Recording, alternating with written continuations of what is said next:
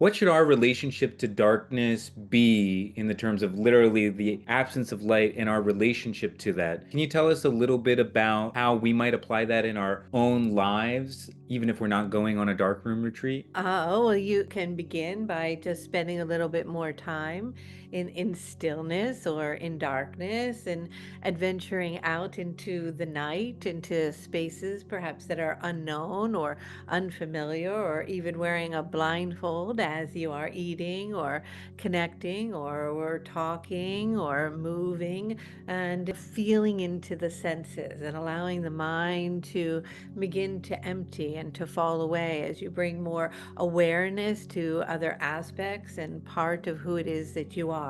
We have arranged this particular alignment for Kelly for good reason, for there is a momentous amount of energy descending upon your planet and approaching it at a rapid pace at this time. And during that process, there is a shift that is occurring in perspective, in reality, in which you've been feeling for a while, and yet will continue to intensify as many things are collapsing, shifting, changing, shutting down, deconstructing.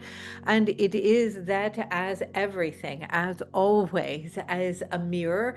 And so, whatever is occurring in your external experience and reality, whether it be personal or on a global scale or perspective, is a mirrored reflection of what is happening deep within the essence of yourself and your consciousness. And so the collapsing of these energies is a mirror of the deconstruction of constructs that are held within the mind, within the unconscious aspects of self that are buried deep.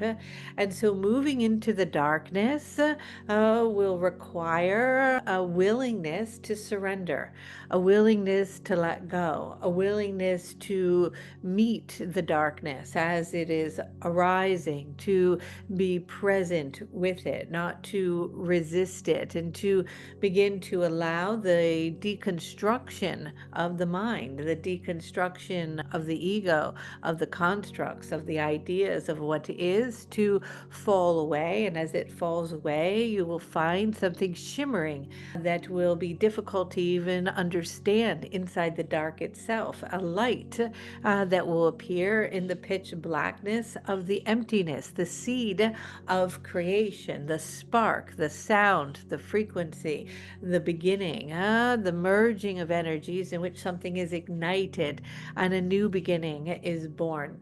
And so it is, in order to drop into that emptiness and into that space, it is required within all of you to release that in which is distracting you from that center point, in order to open up to the infinite possibilities of something new. And so much is occurring right now on a profound and energetic level on your planet. And as all of this is taking place, there is a shaking that is happening, and there may be some physical shaking that you may experience. The earth itself might shake. You might feel shaking in your body, but it is a shaking of perspective. It is a revisiting of the way in which the construct of reality that has always been begins to take on a new lens.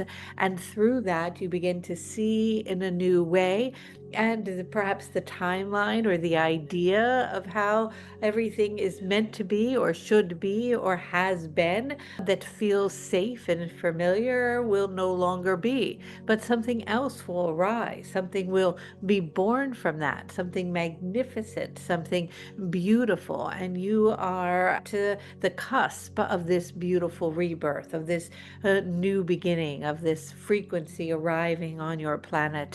And so we are opening up doorways and possibilities for this one as the vessel in which I speak through, to drop into that emptiness. And although the opportunity has been presented, it, as always, requires free will and a willingness. And it is within the willingness and the openness to such space and spaciousness itself that the emergence of something magnificent and beautiful is born.